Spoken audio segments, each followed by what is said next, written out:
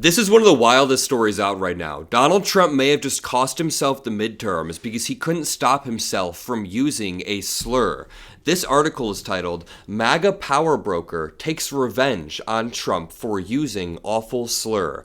An Indiana Republican is now refusing to enact Donald Trump's redistricting plan, which would net them a few seats during the midterms and win them the House. Now, Democrats are slated to take back the House in sort of a blowout, which would effectively end Donald Trump's term, turn him into a lame duck president, and potentially allow for his impeachment, but at the very least, turn him into a lame duck and just end his term. This Indiana Republican came out and said he is refusing to go on board with Donald Trump's redistricting after Trump called Governor Tim Walz of Minnesota, quote-unquote, retarded. I want to show you the long, hate-filled Thanksgiving Truth Social post in which Donald Trump calls Governor Tim Walz a slur for the mentally disabled, but just keep in mind, Donald Trump has entered us into this new era of heated politics. When you see people getting mad at one another and you see the atmosphere getting more and more tense around politics, it's because Donald Trump entered this saying that Obama wasn't born in America. That's like a racist conspiracy theory.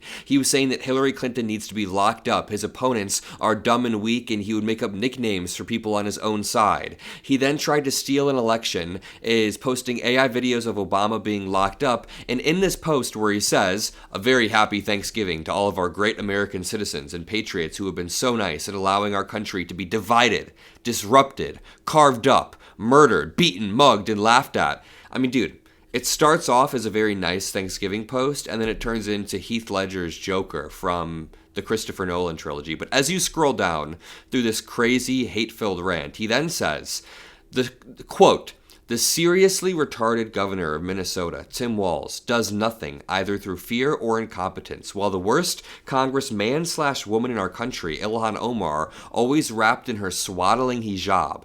I mean, this is just an old, angry, hate-filled president who is talking about people's hijabs, calling people the R-slur, a slur for the mentally disabled. Now, Indiana Republican Mike Bohesick said he would oppose GOP redistricting efforts after Trump called Tim Walz retarded. Before we even dig into this story, I want to actually back up to the national stage because Republicans just shot themselves in the foot. They got hoisted by their own petard, not only in this scenario, but I want you to check this out. Do you remember when Texas was trying to create 5 new seats? So then California, in response, created 5 new seats as well, only California did it the right way. They put it up for a vote. The people of California voted less than a month ago on November 4th, yes, on Prop 50 and created 5 new seats. Well, a week ago or so, on November 18th, a federal judge in Texas struck down the Texas congressional map. The Texas map got struck down because they were surgically targeting black communities and trying to gerrymander them out, so nullify their vote, which is racist and unconstitutional. After this new map got struck down and Texas lost 5 seats, the question then became,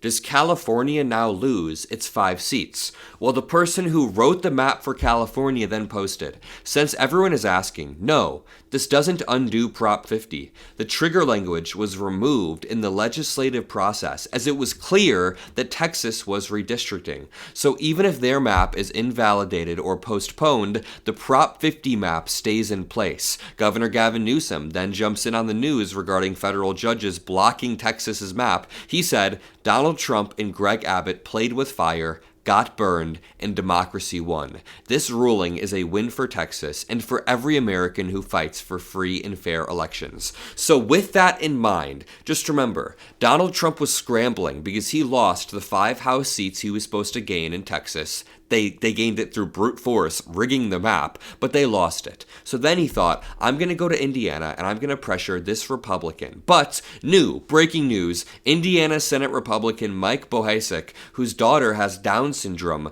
says he is a no on redistricting, citing Trump's slur. So imagine you are a Republican and Donald Trump, even J.D. Vance, all of these people have been pressuring you. They have been launching full court press, a pressure campaign to get you to destroy our democracy. Then you see the President of the United States on Truth Social using this word, quote-unquote, R-slur, Governor of Minnesota, Tim Walz. This is not a way you should play politics. This is not an angry style of governing the president should be using. So, this Indiana Senate Republican, my home state is Indiana. I grew up there. I'm recording from my parents' house right now in Northwest Indiana, but now I live and work in Chicago, which is pretty close on the map. It's just an hour away. So I understand how Republican the state can be, but even people in Indiana, even the people in power in Indiana are like, dude, I'm not gonna destroy our state's map for you, Trump. So Michael Bohasic says, many of you have been asking my position on redistricting. I have been an unapologetic advocate for people with intellectual disabilities since the birth of my second daughter. Those of you that don't know me or my family might not know that my daughter has Down syndrome. This is not the first time our president has used these insulting or derogatory references, and his choices of words have consequences. I will be voting no on redistricting. Perhaps he can use the next 10 months to convince voters that his policies and behavior deserve a congressional majority. Boom! He gets to the heart of the problem here. If you want a congressional majority, you have to win it via the democratic mechanisms that we have in place, also known as the midterms, or special elections, or the 2028 elections. If you want your party to retain power, you have to earn the voters' trust. You can't just con them, swindle them, and say that you're going to make the country more affordable, as Donald Trump did. He lied a lot, and then make everything more expensive when you get into office, and then rig the midterm maps because you don't want to deal with the consequences of you making everything more expensive. So, when Senator Bohasic says, perhaps he can use the next 10 months to convince voters that his policies deserve a congressional majority, boom, he's striking right to the heart of this, and it's beautiful to see.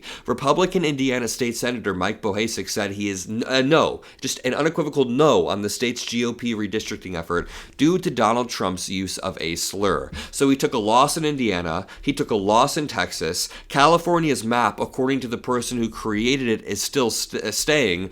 Newsom did this really clever thing where right as they were putting it up for a vote, they quietly removed this provision in Prop 50 in the measurement to gain 5 California seats democratically. They secretly removed this part that said, if Texas's map gets nullified, our map gets nullified. It was basically a trigger provision that equalized both maps, but they removed it, so now California gets to keep their 5 seats, meaning this might be the largest political backfire I've ever seen. You play with fire, you get burned, according to Governor Gavin Newsom. So if you're wondering why the President of the United States is going on long, insane tantrums trying to gain attention, it's due to a few things. They're going to lose the midterms due to affordability, lack of transparency with the Epstein files, multiple debacles in the Middle East, multiple foreign policy blunders like with Russia and Ukraine, but also saying that there was a peace deal, a long-term peace deal between Israel and Gaza, and then Gaza just gets immediately struck and starved by Israel more. It's a very disgusting display, and I'm glad that Michael Bohasic is leading the way with other Republicans like Marjorie Taylor Greene, like Thomas Massie, other Republicans who are saying, dude, Trump, we are not going to go along with your crazy shit. I mean, Marjorie's a little bit more crazy, but at least they are not going along with his most authoritarian impulses. So, credit where credit is due. Thank you to Michael Bohasic for holding the line, and you shouldn't use slurs in the realm of politics. I'm going to leave it there. I love you all. I'll see you in the next video. Peace out.